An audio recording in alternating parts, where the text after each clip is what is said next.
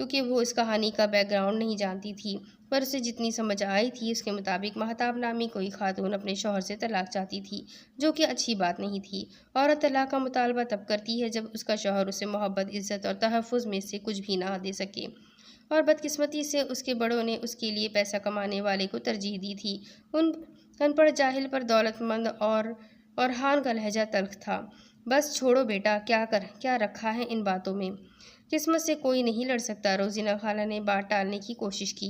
बदकिस्मती से हमारे यहाँ हमारे बड़े ही हमारी किस्मत संवारते और बिगाड़ते हैं, कभी अच्छे और बर वक्त फैसले लेकर, और कभी जल्दबाजी और किसी लालच के तहत हमें किसी बोझ की तरह सर से उतार फेंक कर।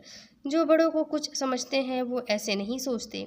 खालू ने और हान को जवाब देते कहा तो खाला ने उन्हें हल्का सा इशारा करके बस चुप ही रहने का इशारा कर दिया। आंटी अंकल, आप थक गए होंगे, मैंने आपके लिए रूम रेडी किया